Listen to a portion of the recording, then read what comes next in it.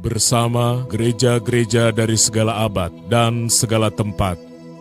Gereja Suara Kebenaran Injil mengakui pengakuan iman rasuli dan mengajarkannya.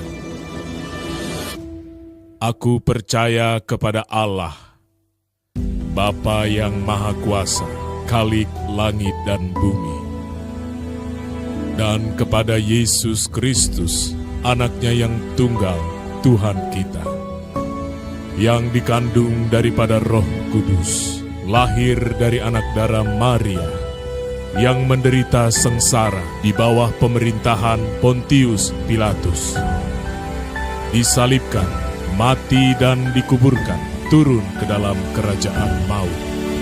Pada hari yang ketiga, bangkit pula dari antara orang mati, naik ke surga, duduk di sebelah kanan Allah, Bapa yang Maha Kuasa, dan akan datang dari sana untuk menghakimi orang yang hidup dan yang mati. Aku percaya kepada Roh Kudus, gereja yang kudus dan am, persekutuan orang kudus, pengampunan dosa, kebangkitan orang mati dan hidup yang kekal. Amin.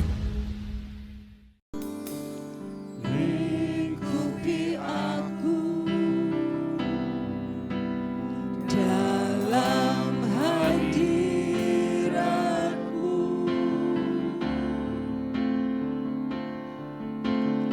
awan kemuliaan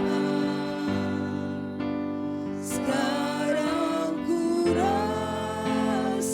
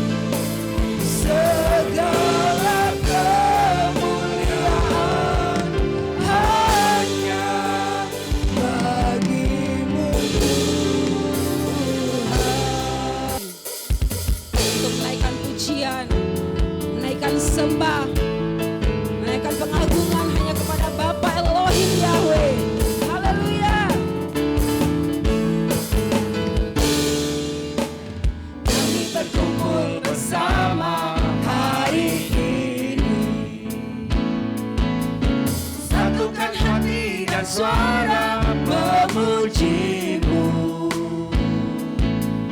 Engkau layak dipuji, Engkau layak dipuja. Engkau Allah yang besar dan mulia. Para malaikat pun memuji nama-Mu. Bersatu dengan kami anak-anak-Mu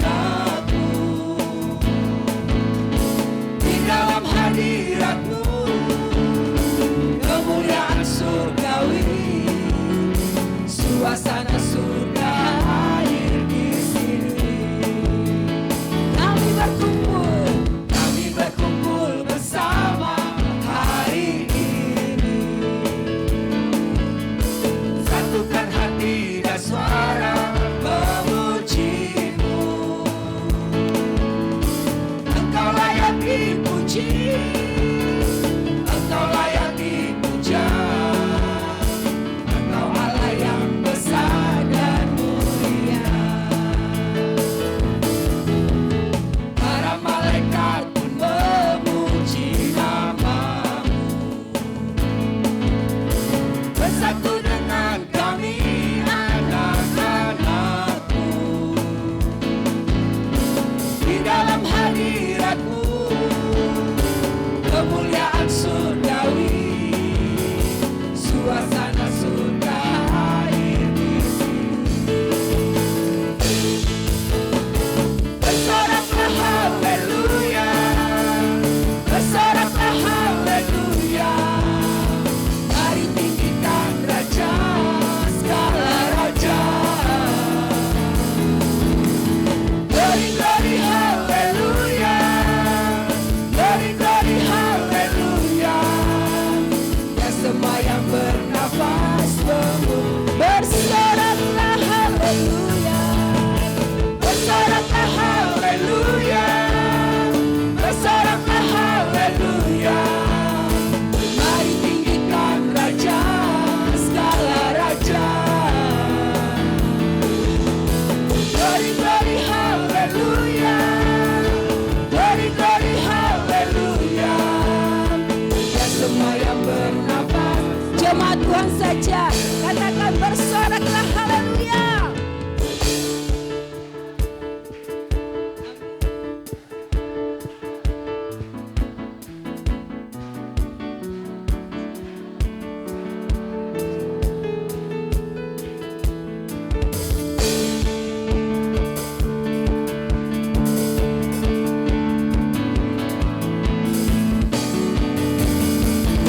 Bersoraklah haleluya.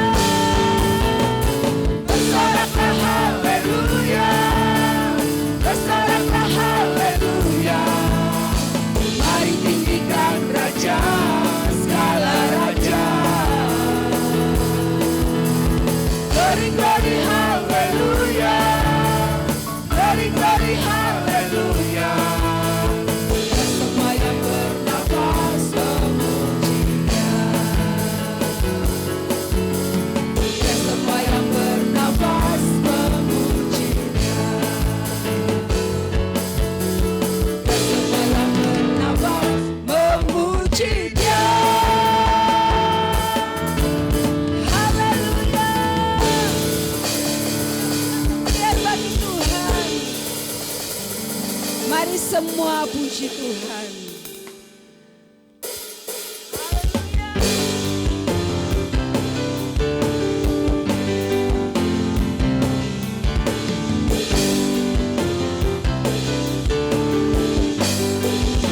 Mari bersama-sama katakan, mari semua puji Tuhan di dalam hadirat-Nya.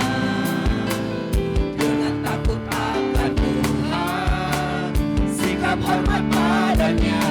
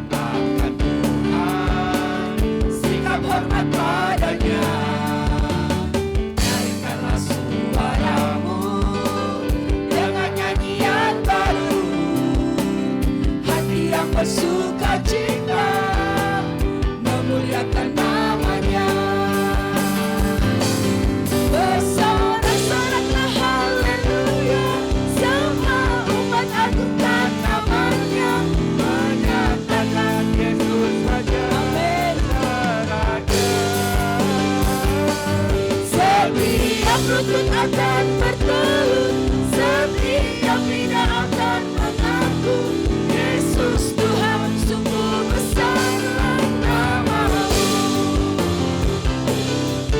Mari kita banggakan pujian ini. Haleluya. Mari semua puji Tuhan di dalam hadirat-Nya. Dengan takut akan Tuhan, sikap hormat padanya. Nyaringkanlah suaramu dengan nyanyian baru, hati yang bersuka cita memuliakan namanya. Bersorak-soraklah haleluya. Haleluya.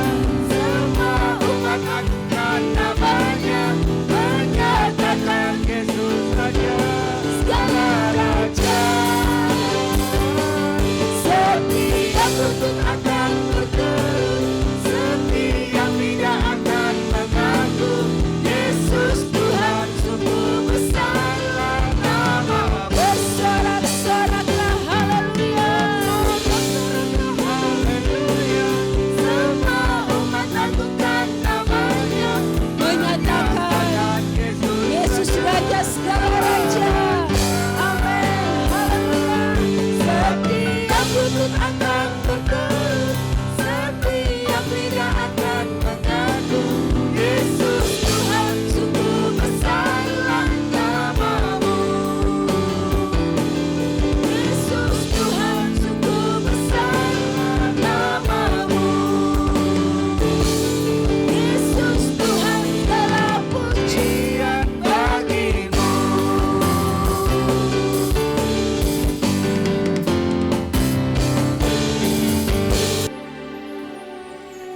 Bila selama ini ku belum berkenan di hadapan-Mu,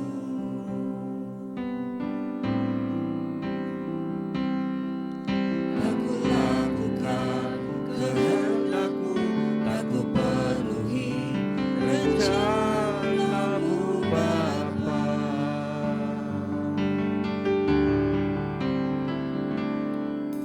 Sampai sekarang ini aku belum menjadi seperti Yesus. Beriku kesempatan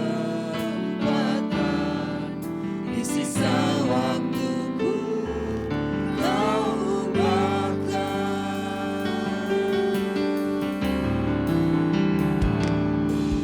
Bila selama ini ku belum berkenan di hadapan-Mu,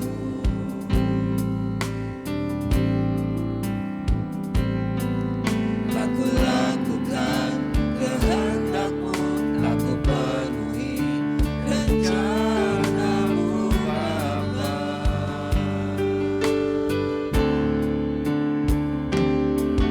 Sampai sekarang ini aku belum menjadi seperti Yesus. Beriku kesempatan di sisa waktuku, Kau ubahkan. Satu yang ku perlu, ku mohon padamu,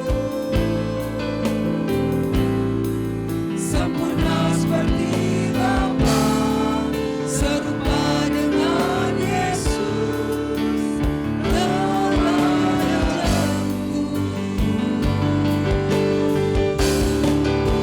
Betapa rindu berkenan padamu, sampai di rumah Bapa ku bertemu Tuhanku, berkenan padamu. Mari katakan pujian sungguh-sungguh selama ini ku belum berkenan di hadapan-Mu.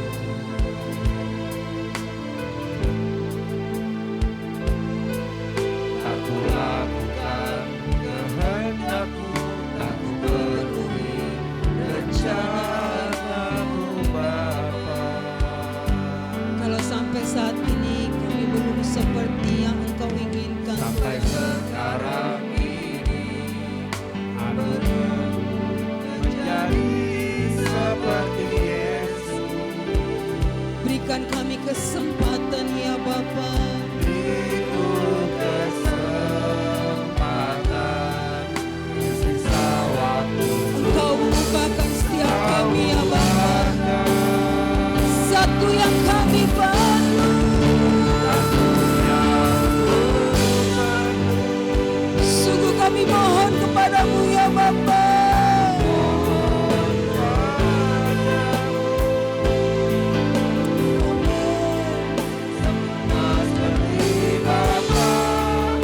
Ini rindu kami di hadapan-Mu ya Bapa. Kami mau jadikan Engkau satu-satunya teladan dalam hidup kami ya Bapa.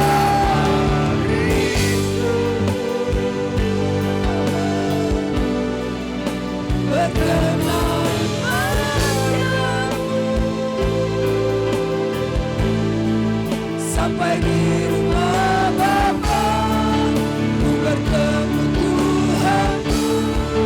Mari jemaat Tuhan, saya mengajak kita berdiri bersama-sama. Katakan dengan sungguh-sungguh kepada Tuhan. Saya serahkan waktu ini kepada Bapak Gembala Sidang.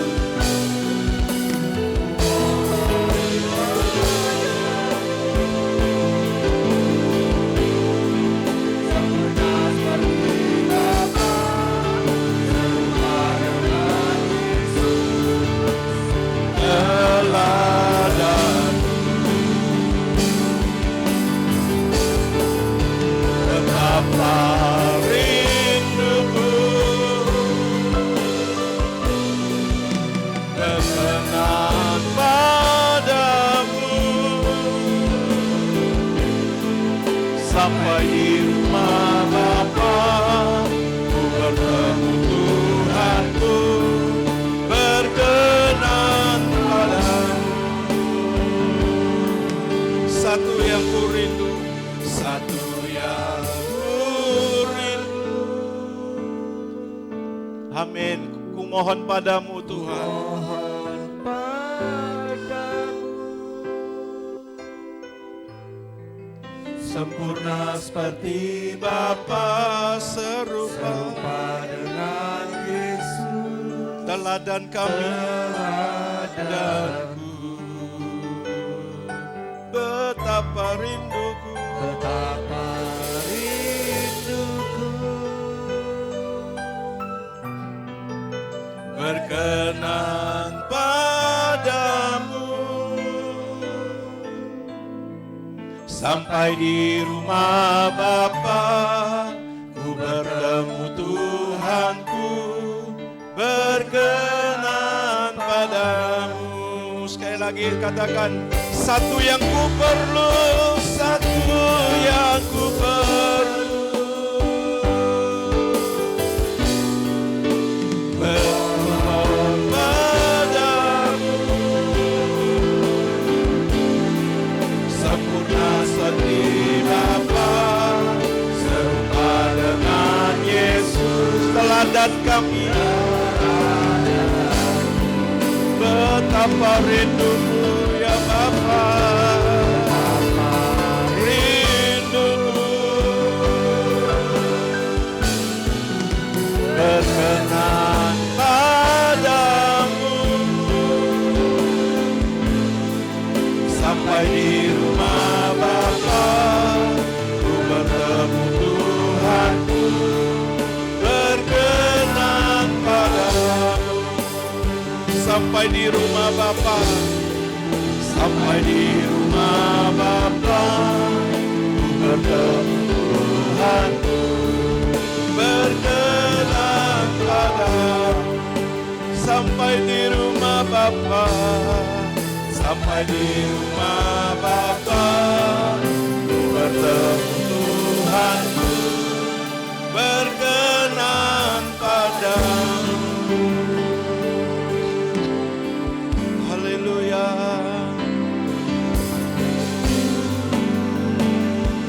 Haleluya. Kami umat-umat-Mu yang rindu hidup berkenan di hadapan-Mu ya Bapa. Kami rindu hidup berkenan. Satu hal yang kami perlu, kami sempurna seperti Bapa, serupa dengan Tuhan Yesus. Haleluya, haleluya. Mari terus pimpin kami ya Bapa, terus ubahkan kami di hadapan-Mu. Haleluya, haleluya, haleluya.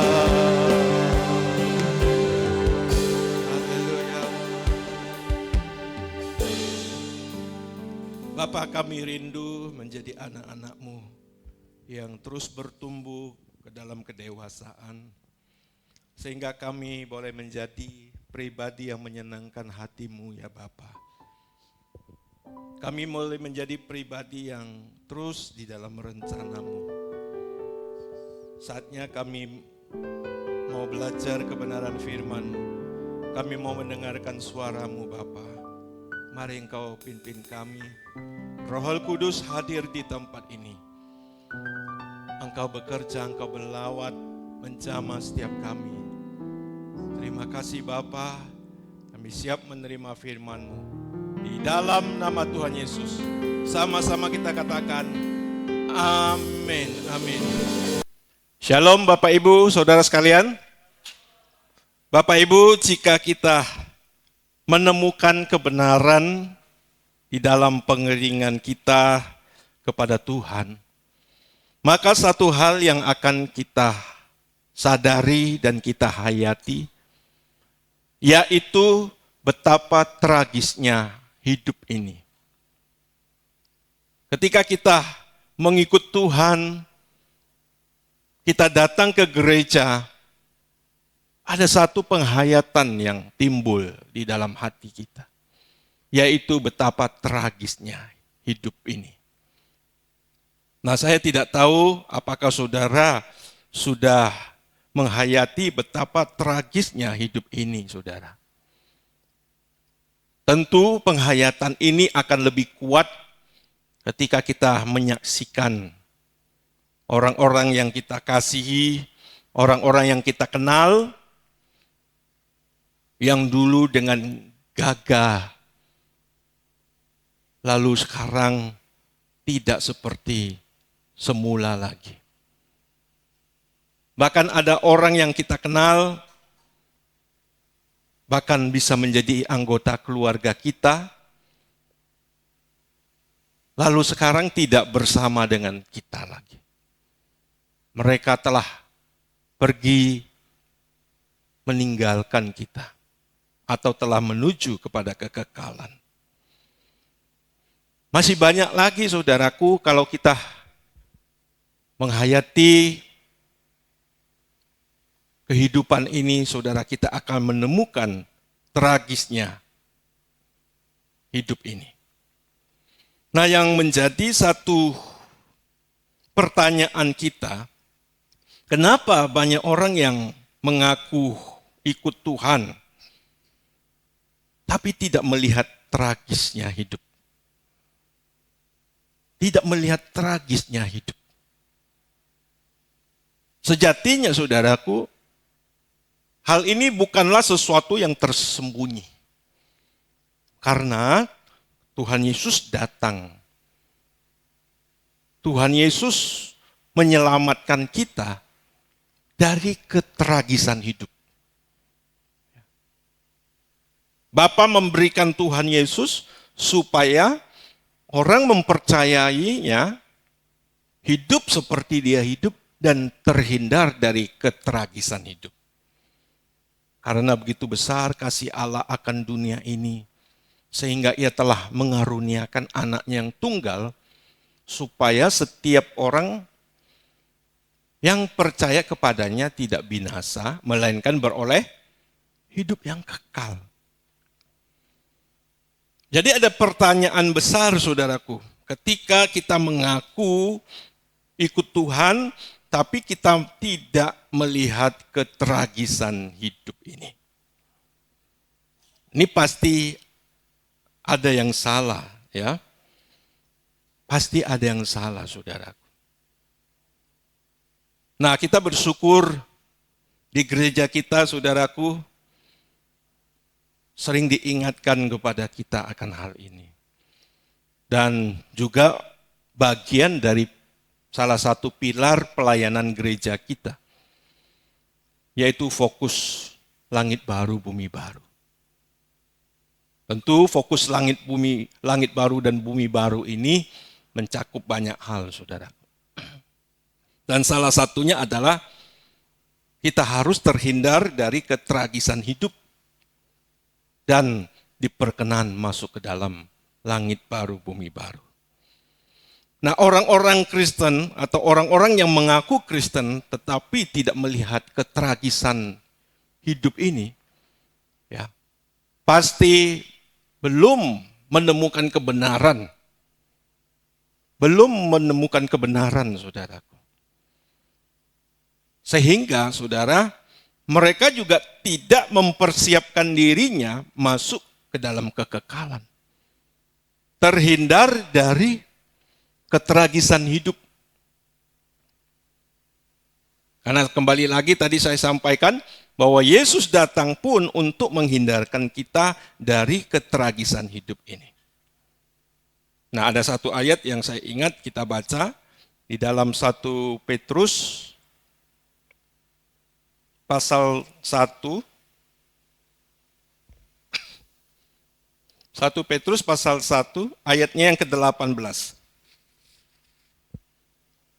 Demikian bunyi firman Tuhan, sebab kamu tahu bahwa kamu telah ditebus dari cara hidupmu yang sia-sia, yang kamu warisi dari nenek moyangmu itu bukan dengan barang yang fana, bukan pula dengan perak atau emas. Ya. Kita lanjutkan ayat 19, melainkan dengan darah yang mahal, yaitu darah Kristus yang sama seperti darah anak domba yang tak bernoda dan tak bercacat. Jadi hidupmu yang sia-sia, kata firman Tuhan, ya, ditebus dari cara hidupmu yang sia-sia. Itulah ketragisan hidup itu, saudara. Ketika seseorang menjalankan hidup yang sia-sia ini, pasti akan mengalami konsekuensi yang luar biasa. Ya. Maksud saya ketika dia hidup di dunia ini, ya, belum tentu menikmati hidup yang sebenarnya, ditambah lagi nanti masuk ke dalam kekekalan, mereka akan mengalami konsekuensi hidup. Nah, Bapak Ibu Saudara yang terkasih di dalam nama Tuhan Yesus, banyak gereja yang masih fokus kepada kehidupan di bumi ini atau kehidupan sekarang. Tentu banyak ayat-ayat firman Tuhan yang diambil, yang dikhotbahkan adalah dari perjanjian lama. Yang tentu orientasi perjanjian lama itu adalah ya kepada hal-hal duniawi. Kepada hal-hal duniawi. Umat Israel yang diarahkan kepada satu tanah perjanjian duniawi, kepada berkat duniawi, saudaraku. Dan yang kedua adalah belum datangnya penebus, ya, belum datangnya penebus yang membawa harapan baru, ya, yang datang membawa harapan yang baru. Makanya kalau pemberitaan firman yang hanya mengarahkan ayat-ayat perjanjian lama, pasti banyak berkat-berkat jasmani. Mengarah kepada berkat-berkat jasmani, saudara. Nah, oleh karena itu saya juga mengajak saudara untuk bisa membedakan ya, konteks perjanjian lama dan perjanjian baru. Umat perjanjian lama dan umat perjanjian baru. Karena saudaraku, sudah berkali-kali saya sampaikan, kalau umat perjanjian lama dipilih untuk menjadi ya umat yang dipercayakan pusaka atau pengenalan Allah. Yang kedua, umat yang dipilih untuk menurunkan atau mendatangkan Mesias. Tetapi kita umat perjanjian baru adalah umat yang dipilih untuk menjadi anak-anak Allah. Ya. Yang kedua, kita dipilih untuk menjadi saksi atau menjadikan orang lain juga seperti kita, yaitu menjadi anak-anak Allah. Nah, saudara yang terkasih, jadi kalau pemberitaan firman Tuhan yang diambil dari ayat-ayat perjanjian lama tanpa melihat konteksnya, ya, itu akan terfokus kepada hal-hal jasmani. Dan kalau itu dijadikan sebagai standar, maka di sini pasti ada kesalahan. Pasti ada penyimpangan. Ditambah lagi nanti pemberitaan firman Tuhan hanya mengarah kepada eksistensi Tuhan Yesus, yaitu ya dalam mengadakan mujizat. Ya. Padahal mujizat disampaikan, mujizat diadakan sebagai tanda atau simeon. Ya, sebagai simeon. Untuk orang boleh mempercayai sang utusan, sang Mesias, ya, baik itu dari Tuhan Yesus sendiri maupun murid-muridnya yang memberitakan firman. Ya, nanti saudara bisa baca Ibrani pasal, kalau nggak salah pasal 2 ya. Ya, pasal 1 apa pasal 2 nanti saudara baca ya. Ayat yang keempat ya. Nah, saudara yang terkasih di dalam nama Tuhan Yesus. Jadi akibat dari jemaat yang berorientasi pada hal-hal duniawi tidak mampu menyeberangkan hatinya kepada kekekalan. Tidak mampu menghayati tragisnya hidup. Nah, saudara yang terkasih, ini yang banyak terjadi di dalam ya lingkungan gereja atau orang percaya. Mereka tidak mampu, saudaraku. Ya, ketika mereka mengiring Tuhan, berurusan dengan hal-hal duniawi, dengan kemakmuran dunia, tiba-tiba suatu saat dapat penyakit. Tiba-tiba stroke. Tiba-tiba terbaring di rumah sakit. Itu pun belum mampu menghayati, saudaraku. Yang lanjut apa? Mujizat terjadi dan sebagainya terjadi. Pertolongan mujizat terjadi. Dan tidak banyak yang meninggal. Tidak banyak yang meninggal, saudara. Sudah saat yang sangat kritis pun, orang-orang seperti ini tidak mampu menyadari tragisnya hidup. Nah, sesungguhnya kekristenan itu mempersiapkan diri masuk dalam kekekalan. Karena saudaraku, rumah kita bukan di dunia ini. Kita sebagai anak Allah, tempat hunian tetap kita bukan di dunia ini. Nah, kemarin pagi ya kita doa di Singkup, doa pagi. Pak Alvin menyampaikan satu hal tentang kerinduan. Saya diberkati ya. Dan sebenarnya sudah saya pernah sampaikan, orang yang tidak punya kerinduan, masuk surga tidak akan sampai ke surga. Orang yang tidak punya kerinduan masuk surga, ya, atau merindukan surga, tidak akan mempersiapkan dirinya. Mereka hanya punya satu pemahaman bahwa kalau percaya Yesus tetap surga. Dia nggak tahu bahwa percaya Yesus itu adalah keluar dari dunia ini. Percaya Yesus berarti meninggalkan dosa. Percaya Yesus tidak mengasihi dunia ini. Sama seperti Yesus. Ada amin nggak Bapak Ibu Saudara yang terkasih? Jadi orang yang tidak merindukan surga itu nggak mungkin masuk surga. Kalau saudara mau berpergian ke suatu tempat, ya, mungkin masih bisa ya tiba-tiba saudara kemas buru-buru. Tapi ke surga nggak bisa, saudara. Ya. Karena ke surga bukan soal kita beli tiket, lalu tunggu di bandara, naik pesawat sampai tujuan. Enggak, saudara. Karena masuk surga adalah haknya Tuhan. Yang kedua, apakah kita pantas masuk surga atau tidak? Nah, Bapak Ibu Saudara yang terkasih di dalam nama Tuhan Yesus, ya, kita bersyukur kalau di tempat ini, ya, kita sering diingatkan tentang hal ini. Sampai gereja kita pernah dicap, ya, sebagai gereja aliran kematian. Tidak apa-apa, saudaraku. Tidak apa-apa.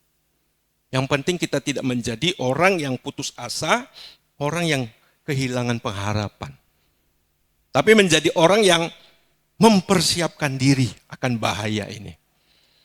Orang yang mempersiapkan diri masuk ke dalam kekekalan. Seperti ada satu tes masuk sekolah di mana kita saat ini sedang mempersiapkan diri. Dan itu jauh lebih baik. Ada amin Bapak Saudara? Jauh lebih baik. Saya juga pernah melihat, ya, di kampung saya nggak tahu di sini, ya, banyak orang yang mempersiapkan kematiannya.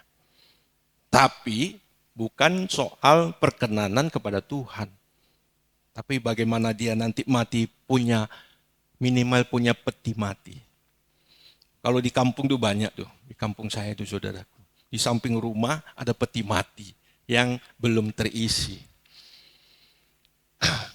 Yang belum terisi. Ya.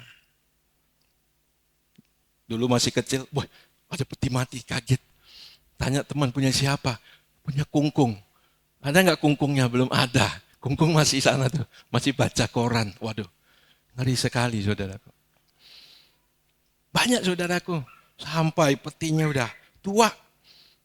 Orangnya masih sehat.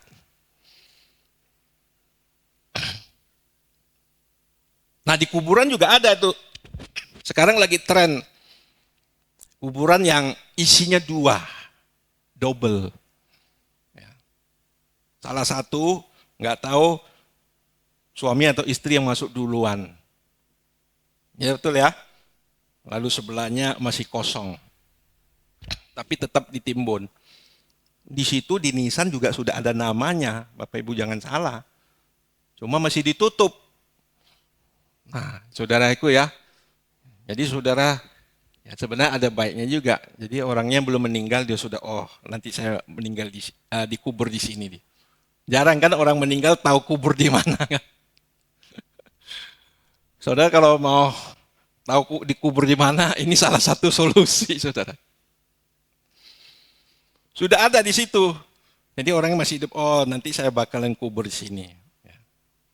Karena istri atau suaminya sebelah. Kecuali nanti, atau dia punya dendam sama istri atau suaminya. Nggak bakalan mau satu liang pisah dia. Ya. Nah saudara yang terkasih, mempersiapkan kematian bukan itu. Ya saudara. Mempersiapkan kematian kita adalah bagaimana kita diterima di kemah abadi. Diterima di kemah abadi, saudaraku. Nah hal itu tentu dimulai dari kita menghayati tragisnya hidup ini. Ya. Apa tidak tragis Bapak Saudara kalau Saudara melihat kehidupan ini? Manusia dilahirkan, ya. Kalau kita mau lihat sepanjang hidup manusia atau kebanyakan manusia, bukan hidup senang, bukan hidup nyaman, ya. Penderitaan. Ya.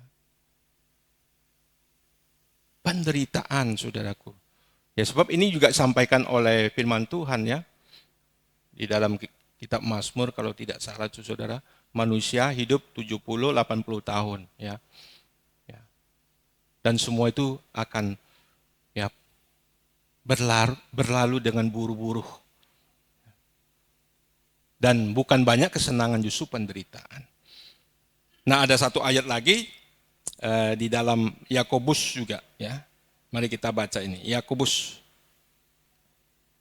pasal 4.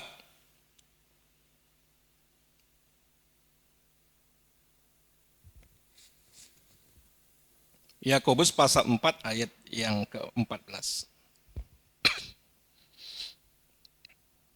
Demikian bunyi firman Tuhan, sedang kamu tidak tahu apa yang akan terjadi besok. Apakah arti hidupmu? Hidupmu itu sama seperti uap yang sebentar saja kelihatan, lalu lenyap. Ya. Seperti uap hidup kita ini, saudaraku. Ya, kita juga sekarang bisa menghayati. Saya masih ingat juga masa-masa kecil saya, ya. Wah, sekarang udah tadi ibu-ibu ya lagi gurau-gurau. Kita udah masuk rata-rata udah 50, hampir 50. Setengah abad. Ya, saudara. Dan kita juga bersyukur Tuhan masih berikan kita anugerah kesempatan. Sehat sampai hari ini. Amin. Ya. Dan kesempatan ini harus kita pergunakan dengan baik. Hidup kita yang singkat ini, hidup yang tragis ini, saudaraku, harus kita benar-benar manfaatkan.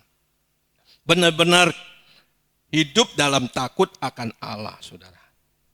Nah, ketika kita masuk dalam perjanjian baru, maka mulai ada harapan yang timbul. Ada arah kehidupan yang jelas, ada cahaya kehidupan yang muncul, yang datang ketika Tuhan Yesus mati sebagai juru selamat. Dari kematian Tuhan Yesus, ada kebangkitan yang memberikan pengharapan. Amin. Nah, kita mau baca satu ayat di dalam 1 Korintus. 1 Korintus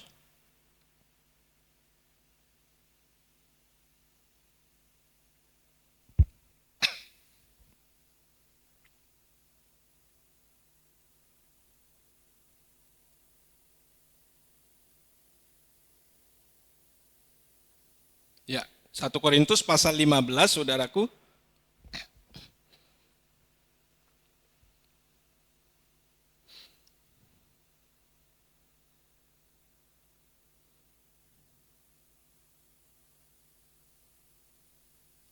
Ya, di ayat yang ke-16 kita mau baca ya. 17 ya, ayat 17. Dan jika Kristus tidak dibangkitkan, maka sia-sialah kepercayaan kamu dan kamu masih hidup dalam dosamu. Demikianlah binasa juga orang-orang yang mati dalam Kristus. Jikalau kita hanya dalam hidup ini saja menaruh pengharapan pada Kristus, maka kita adalah orang-orang yang paling malang dari segala manusia. Jadi Tuhan Yesus ya mati dan bangkit ya menandakan ada pengharapan. Ada kebangkitan orang mati. Sehingga manusia tidak ya meninggal dalam kesia-siaan. Tetapi ada kebangkitan yang akan membawa kita dalam kehidupan kekal. Jadi ini alasan kuat kenapa kita percaya Yesus, kita menjadi Kristen, ya. Kalau soal berbuat baik, punya kasih, semua agama punya. Mengajarkan kebaikan, semua agama punya. Punya. Nah, kita percaya Yesus karena ada harapan ini. Ada kehidupan kekal. Di mana ada satu kehidupan yang Allah rancang. Ya, yang luar biasa, saudara. Nah, Bapak Ibu Saudara, kehidupan kita yang kita tidak tahu kapan berakhir. Hal ini tidak menjadi masalah ketika ada pengharapan kehidupan kekal. Bahkan ketika kita menderita hidup di dunia ini pun tidak menjadi masalah. Karena ada kehidupan kekal yang menanti kita. Daripada saudara hidup di dunia ini tidak ada masalah, senang-senang. Ya. Lalu saudara, kita mati dalam kebinasaan. Ya. Kesenangan yang hanya satu titik. Lalu kita akan membayar kebinasaan seperti garis panjang yang tidak ada ujungnya. Nah, Bapak Ibu Saudara yang terkasih di dalam nama Tuhan Yesus. Oleh karena itu, Tuhan Yesus juga mengingatkan kita agar kita mengumpulkan harta di surga. Ya, agar kita fokus kepada langit baru, bumi baru. Kumpulkan harta di surga. Sebab ya, harta kita di surga itu tidak akan rusak. Dan tidak akan layu, ya, apalagi tidak akan cemar. Ya. Itu yang disediakan Allah bagi kita. Kita baca ya di 1 Petrus kalau tidak salah ayatnya. Mari kita buka ayat firman Tuhan ini. 1 Petrus pasal 1 ayat 3 dan 4. Nah ini saudara.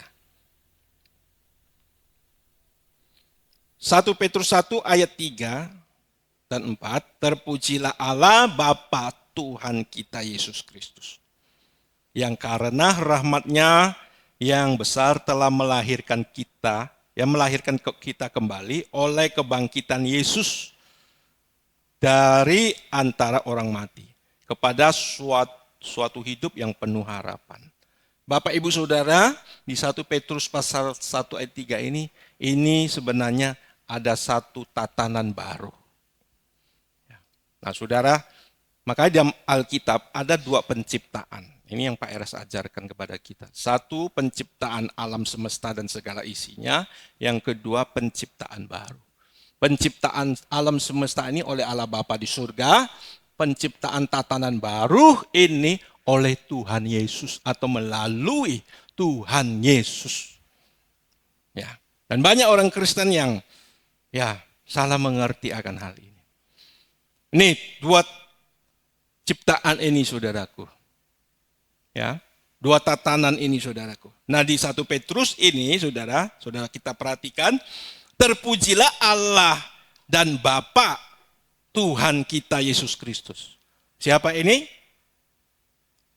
Allah Bapa di surga, amin. Ya. Jadi terpujilah Allah dan Bapa Tuhan kita Yesus Kristus. Bukan berarti Yesus Kristus itu Bapak kita, ya. Bapaknya Yesus, Tuhannya Yesus. Nah, dikatakan Allahnya Yesus maksudnya ya, terpujilah Allah dan Bapa.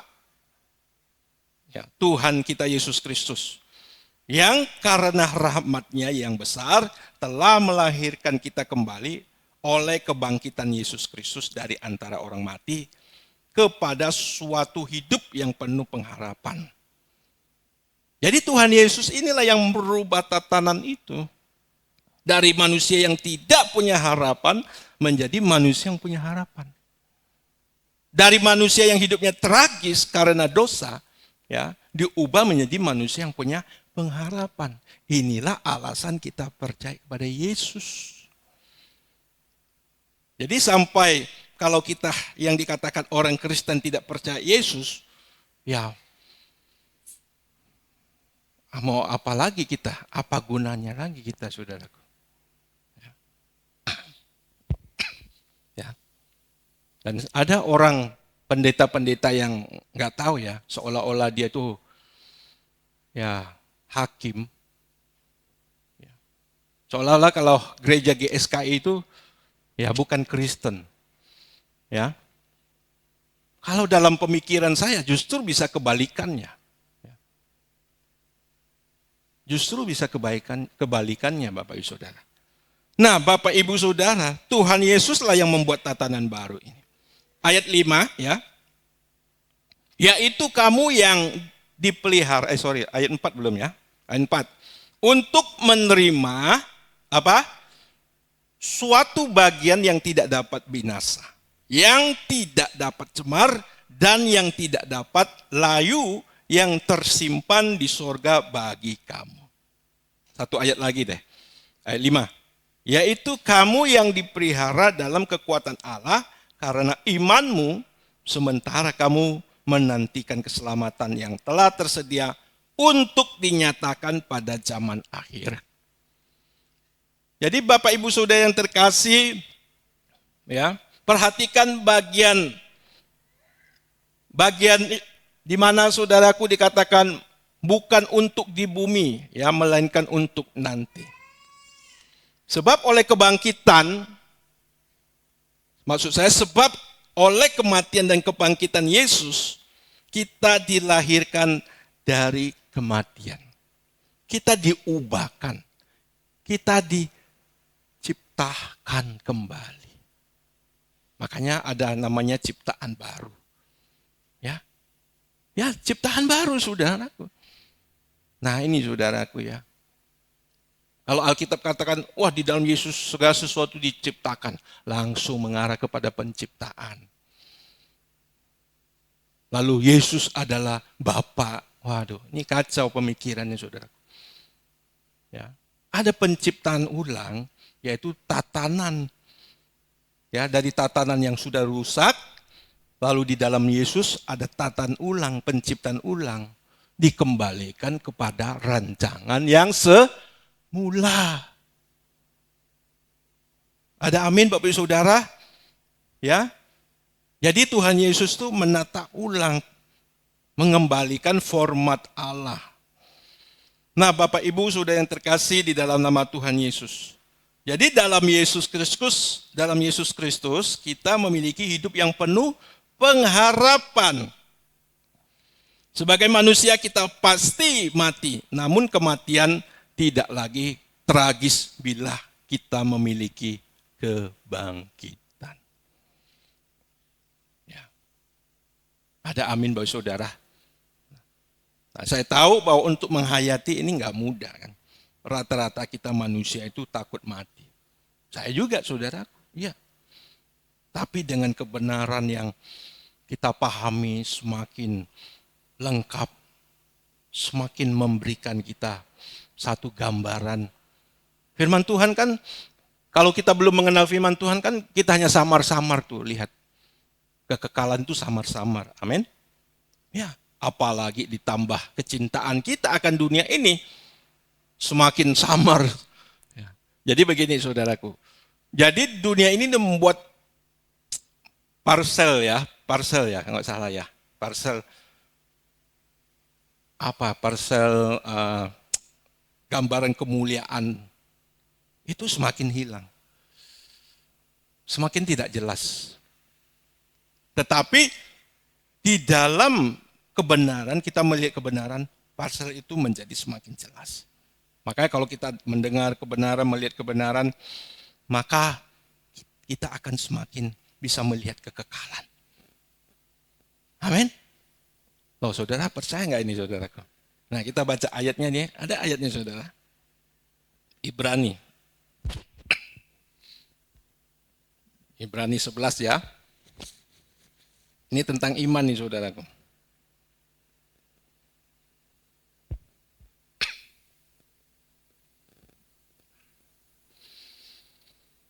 Ya, Ibrani 11 ini ada definisi tentang iman dan ada tokoh-tokoh iman. Ya, saksi tokoh-tokoh iman kalau sudah baca ya saudara. Nah kita baca ayat 38, 39 dan 40. Dunia ini tidak layak bagi mereka. Mereka mengembala di padang gurun. dan di pegunungan, dalam gua-gua dan celah-celah gunung. Dan mereka semua tidak memperoleh apa yang dijanjikan itu. Sekalipun iman mereka telah memberi kepada mereka suatu kesaksian yang baik. Sebab Allah telah menyediakan sesuatu yang lebih baik bagi kita. Tanpa kita, mereka tidak sampai kepada kesempurnaan. Ya. Nah ini saudara yang terkasih ya. Ini ada satu ayat lagi ya, satu ayat lagi. Di mana ini ya? Yang dari jauh mereka melihat melambai-lambai. Ya, nanti bisa saudara temukannya. Masih di sini. Ya. Nah ini Bapak Ibu Saudara yang terkasih di dalam nama Tuhan. Ya. Jadi dari iman yang kita percayai ya, akan semakin membentuk, akan semakin memperjelas. Kalau kekekalan itu kan tidak terlihat saudaraku. Bagaimana saudara kita bisa melihat melalui mata iman kita.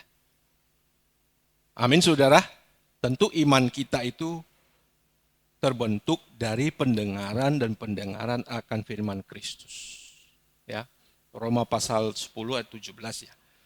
Nah saudaraku, terbentuk dari pendengaran-pendengaran kita akan Kristus. Nah Bapak Ibu Saudara yang terkasih, kalau kita baca juga apa yang Rasul Paulus katakan, ya banyak pemberitaan-pemberitaan yang menekankan kebangkitan. Salah satunya tadi di 1 Korintus pasal 15 tadi ya. Nah, dan itulah yang sering diajarkan oleh Rasul Paulus. Ya, tentang kekekalan. Nah, ironinya sekarang saudaraku di gereja kekekalan, ya, kebangkitan, ya, mungkin hanya setahun sekali. Kebangkitan Yesus baru disampaikan. Ya. Padahal ini pemberitaan yang utama di dalam kekristenan. Tanpa ada kebangkitan, maka kekristenan kita sia-sia. Ya kan? Tadi firman Tuhan katakan, jika Kristus tidak dibangkitkan, maka sia-sialah kepercayaan kamu. Kepercayaan kita, karena kita masih hidup di dalam dosa. Nah Bapak Ibu Saudara yang terkasih di dalam nama Tuhan Yesus ya. Jadi kita tidak boleh menjadi bagian dari dunia ini. Dan ini sudah mutlak. Dunia ini tidak boleh menjadi bagian dari hidup kita. Nah sekali lagi, karena saya juga tidak mau munafik saudaraku. Saya juga merasakan perjuangan ini. Saya juga merasakan bagaimana ya gairah untuk menikmati dunia ini. Maka saya mau katakan hal ini bukan sesuatu yang gampang. Artinya kita harus serius. Ya, harus lebih lagi mengarahkan diri kita. Harus lebih lagi kita memperjuangkan hal ini. Ya, kita tidak boleh menjadi bagian dari dunia ini dan dunia ini tidak boleh menjadi bagian dari hidup kita. Karena sesungguhnya kita adalah orang-orang yang terpisah dari dunia ini. Kalaupun kita ada di dalam dunia ini sekarang, bukan berarti kita ada di dalamnya. Kita ada di dalam dunia ini satu karena memang kita ya dunia ini harus menjadi bagian yang membentuk keimanan kita. Ada amin enggak saudaraku? Yang atau ladang yang di mana kita harus memperagakan bahwa kita tuh mengasihi Tuhan. Yang kedua saudaraku, kita ada di dunia ini karena kita juga harus menarik orang-orang keluar dari dunia ini.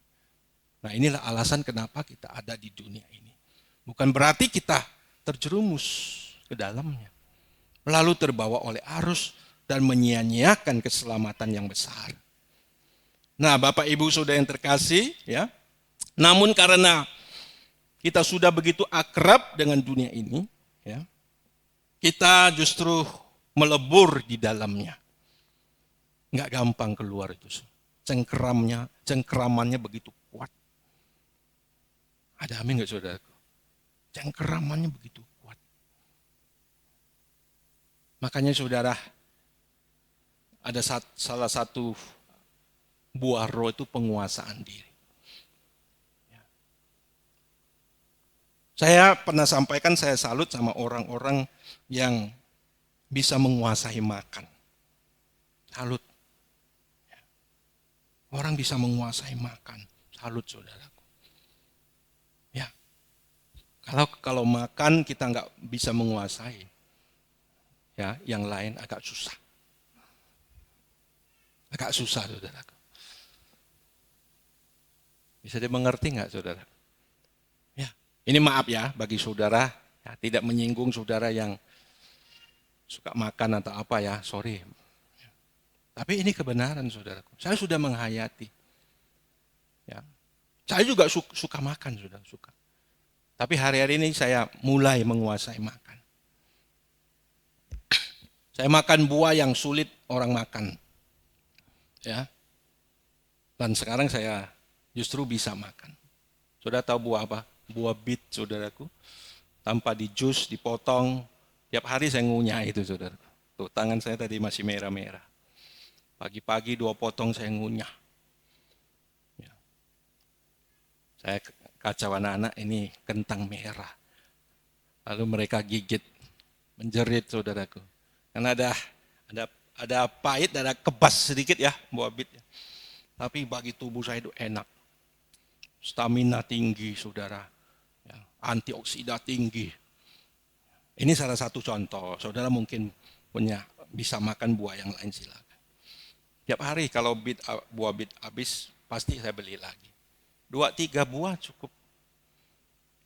1 minggu kunyah-kunyah, dipotong sebatang segini. Enak saudara, enak, rasa alaminya dapat. Belajar untuk menguasai makan. Ada amin nggak saudara? Ya sedikit saya tahu nih, aminnya sedikit. Susah Pak, tinggalin makan Pak. Mohon maaf Pak.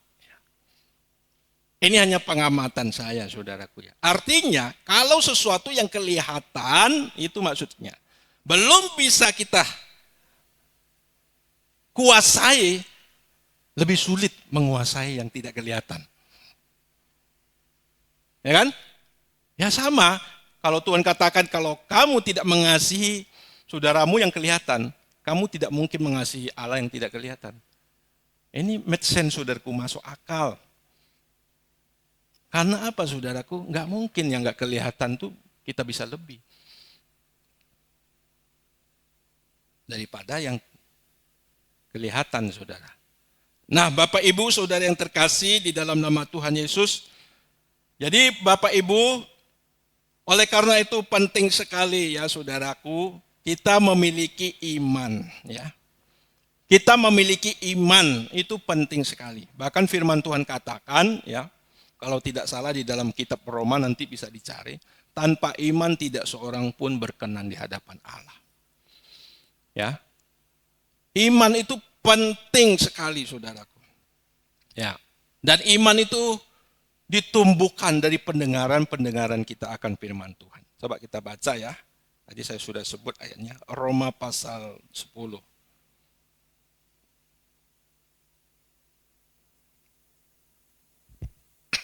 Ya.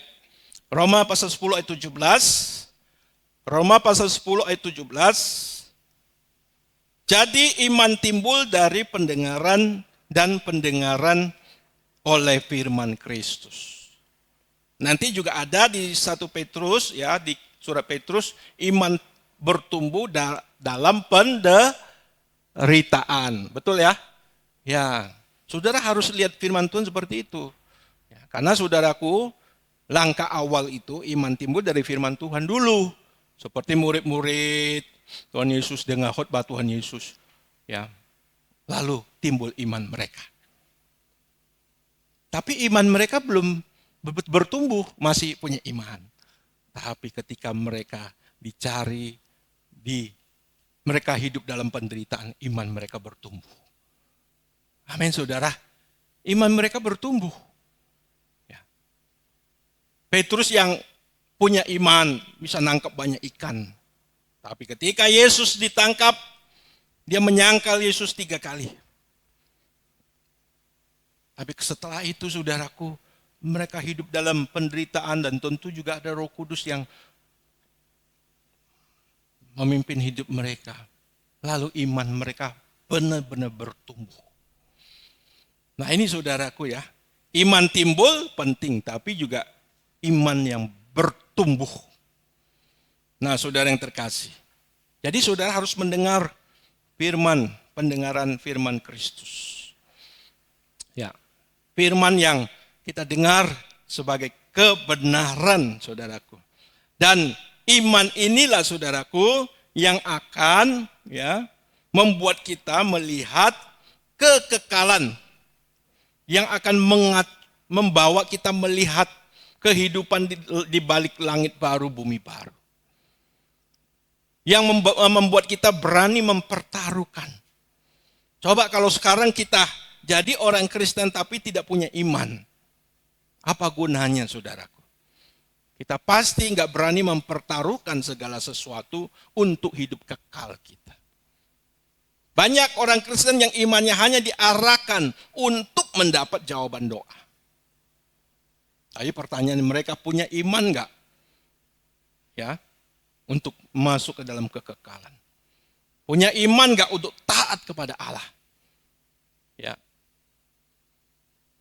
Jangan hanya punya iman untuk jawaban doa. Ya. Hanya punya iman untuk mengklaim janji Allah.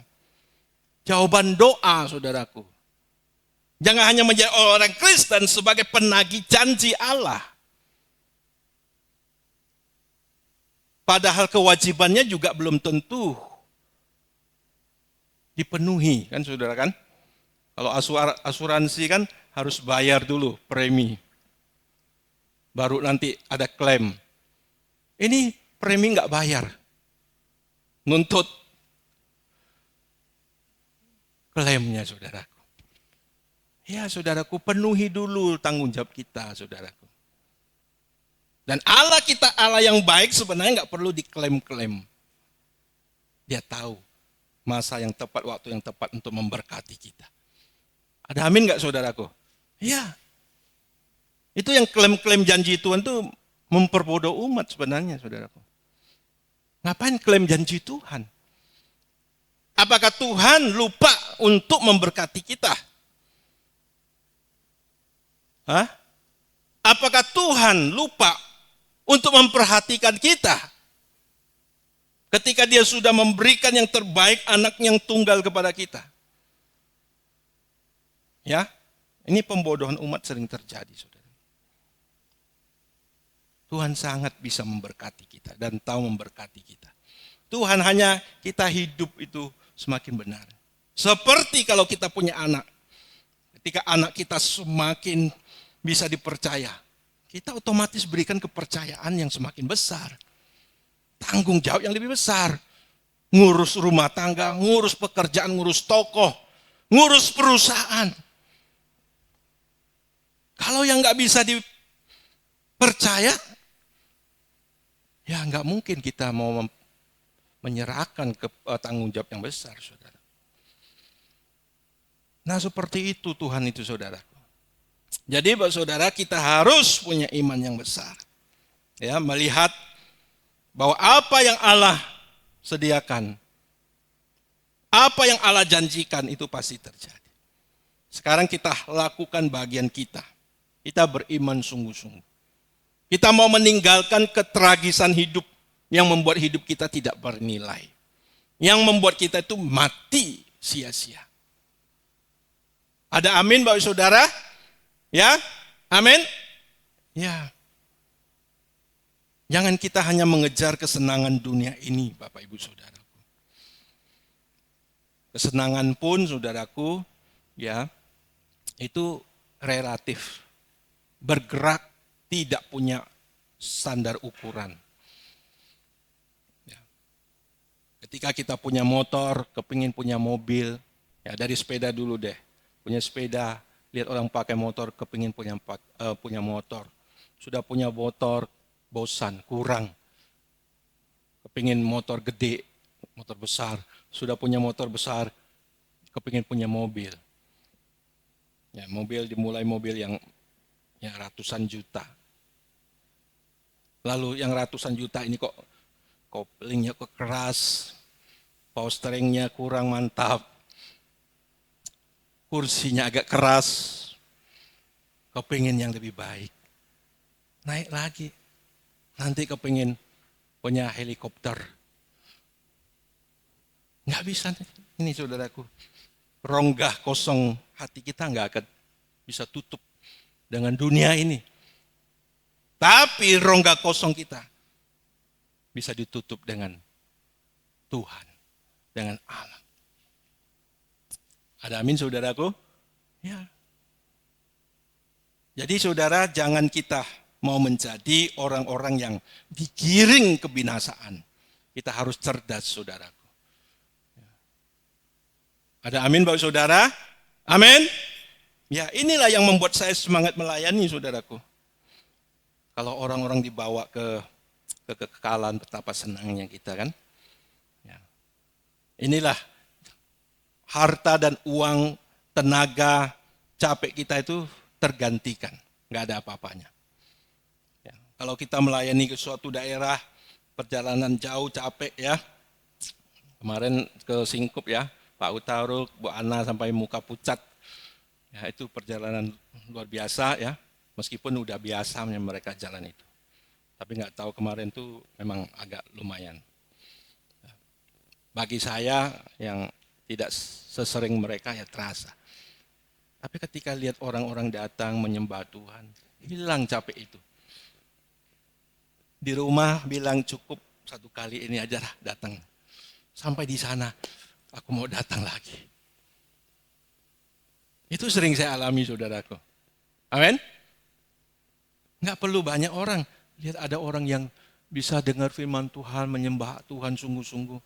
Aku mau datang lagi di sini. Ya. Padahal di rumah, aduh, pelayanan lagi, ke Hulu lagi, ke Pontianak lagi, aduh. Tapi sampai di sana, aku mau datang lagi. Nah kadang sudah punya pemikiran seperti itu, kadang ya takutnya kita mengucapkan janji, ya kan? Nah, itu hati-hati, padahal nanti nggak bisa terrealisasi. Udah Pak Bu, udah sebulan sekali saya datang ya,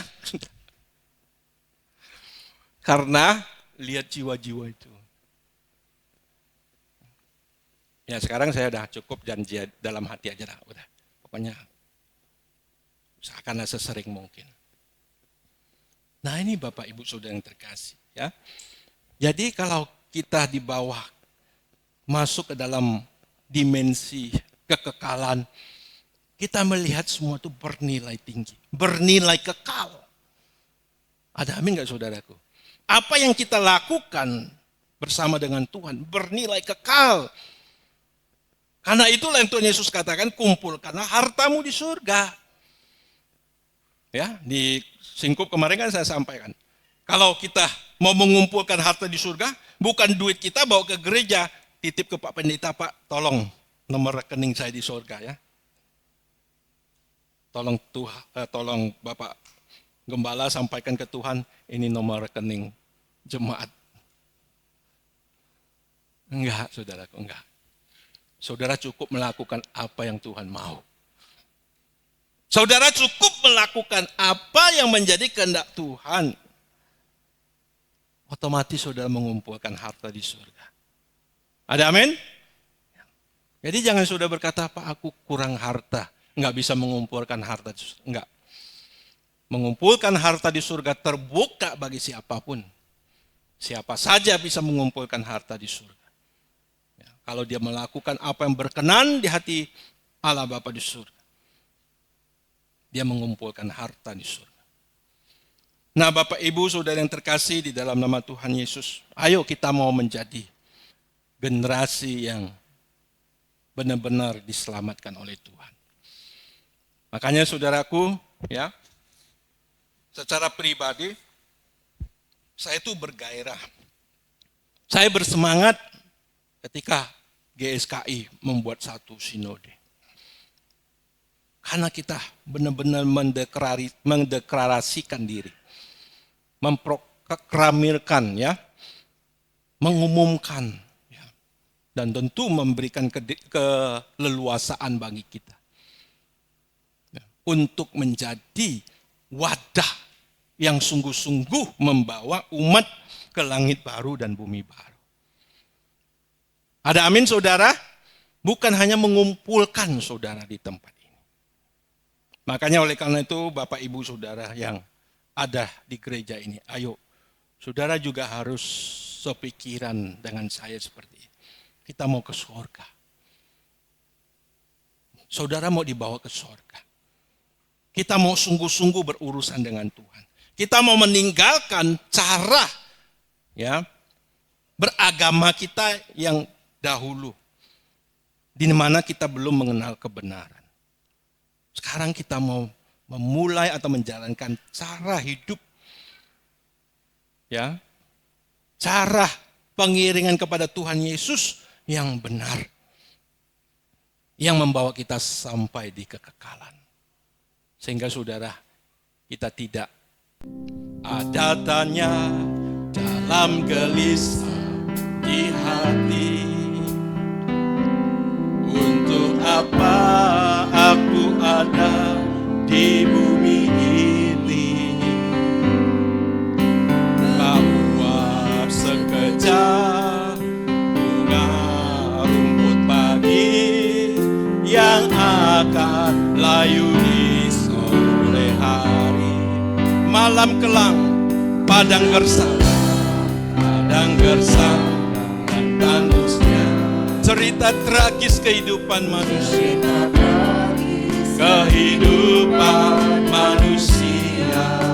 dan satu persatu mereka yang dicinta berpulang tak kembali lagi. Dari awal kita naikkan pujian ini, ada tanya dalam gelisah di hati. Ada tanya dalam gelisah di hati, untuk apa aku ada di bumi ini. Bak uap sekejap bunga rumput pagi yang akan layu di sore hari. Malam kelam padang gersang dan tandusnya. Cerita tragis kehidupan manusia, dan satu persatu mereka yang dicinta berpulang tak kembali lagi. Tuhan hantarlah langkahku sebelum usai hariku, untuk memahami rencanamu di dalam taman hidupku. Tuhan celingkan batinku untuk mengerti hatimu, agar ku tunaikan semua yang Bapa ingini. Tuhan hantarlah langkahku sebelum usai hariku, memahami rencanamu di dalam taman hidupku. Tuhan celingkan batinku untuk mengerti hatimu, agar ku tunaikan semua yang Bapa ingini. Bapak Ibu Saudara jemaat Tuhan yang saya kasih, mari kita bangkitkan gairah kita, bangkitkan pengharapan kita, bangkitkan penghayatan kita akan tragisnya hidup ini, bahwa Kalau kita tidak lari dari kehidupan wajar manusia pada umumnya, saudara, kita pasti tergiring ke dalam kebinasaan kekal. Kita harus lari, saudara. Harus lari meninggalkan dunia ini. Dengan cara kita harus mempercepat perubahan cara hidup kita. Kita harus cepat-cepat meninggalkan setiap kehidupan dosa, setiap kehidupan yang tidak diingini oleh Allah Bapa di surga. Ayo Bapak Ibu Saudara, jangan menoleh ke belakang, teruslah berlari ke dalam panggilan sorgawi, saudara. Hidup kita tidak lama, hidup kita singkat. Jangan sampai ketika kita sedang ada dalam nafas terakhir kita, kita baru menyadari kemalangan ini, saudara. Sebagai gereja, sebagai hamba Tuhan, saya mau mengingatkan saudara, ayo, ketika kita ikut Tuhan sungguh-sungguh, tidak akan membuat kita kehilangan kesenangan. Ketika kita ikut Tuhan sungguh-sungguh, tidak akan menghilangkan kita dari kenyamanan. Hanya kesenangan kita berganti, saudaraku. Dari kesenangan kita kepada dosa, kesenangan kita akan hal-hal dunia ini, menjadi kesenangan kepada Tuhan. Dan kesenangan kita, saudaraku, pasti terpuaskan oleh Tuhan, saudara. Kesenangan kita pasti dipenuhi oleh Tuhan. Barang siapa yang haus, yang lapar akan kebenaran, akan dipuaskan, kata firman Tuhan. Tapi kalau saudara haus dan lapar akan dunia ini, saudara seperti meminum minuman yang manis, lalu suatu saat saudara akan meningkatkan kadar kemanisannya sampai saudara mendapat penyakit dan saudara hidup dalam penderitaan sakit penyakit. Bapak Ibu saudara yang terkasih, pagi hari ini Tuhan mau kita sungguh-sungguh menjadi orang Kristen, sungguh-sungguh menjadi pengikut Kristus. Haleluya, haleluya. Terima kasih Bapa. Kita katakan kepada Tuhan, hantarlah langkahku sebelum usai hari. Tuhan, hantarlah langkahku sebelum usai hariku, untuk memahami rencanamu di dalam taman hidupku. Tuhan celingkan batin kami melihat kemuliaan-Mu ya Bapa, sebuah yang Bapa ini, agar ku tunaikan semua yang Bapa ini. Sekali lagi, agar ku tunaikan semua yang Bapa ingini. Haleluya. Kita berikan kemuliaan bagi Tuhan. Kita berikan kemuliaan bagi kebaikan Allah Bapa di sorga. Kita berikan kemuliaan bagi kebaikan Juru Selamat kita, Yesus Kristus Tuhan kita. Haleluya, haleluya, haleluya. Terima kasih Bapa. Terima kasih buat hadirat-Mu.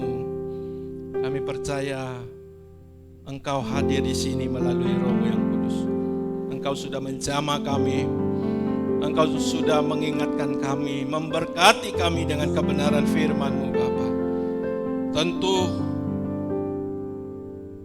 Engkau sungguh mengasihi kami. Kau tidak membiarkan seorang pun binasa. Kau tidak menginginkan seorang pun terhilang. Terima kasih Bapa. Dan kami mengucap syukur kepada Tuhan kami Yesus Kristus yang telah memberikan pengharapan kepada kami, di mana ada kebangkitan, ada ciptaan baru, ada kehidupan yang baru, di langit baru, bumi yang baru, bersama dengan Tuhan Yesus di dalam kekekalan. Terima kasih Bapa. Saatnya Bapa, kami terus menantikan berkat Tuhan, di mana berkat-Mu tentu membuat kami semakin mengasihi Engkau, semakin melihat kebenaran, semakin meninggalkan dunia ini ya Bapa. Terima kasih Bapa. Mari Bapak Ibu Saudara terkasih, kita angkat tangan kita di hadapan Tuhan. Dan terimalah segala berkat dari Allah Bapa kita di surga, Elohim Yahweh, Allah yang Maha Esa. Di dalam nama Tuhan kita Yesus Kristus, penebus, penyelamat kita, dan Roh Kudus yang terus membawa kita ke dalam kesempurnaan. Kita yang diberkati dan percaya telah menerima berkat Tuhan ini, sama-sama kita katakan amin.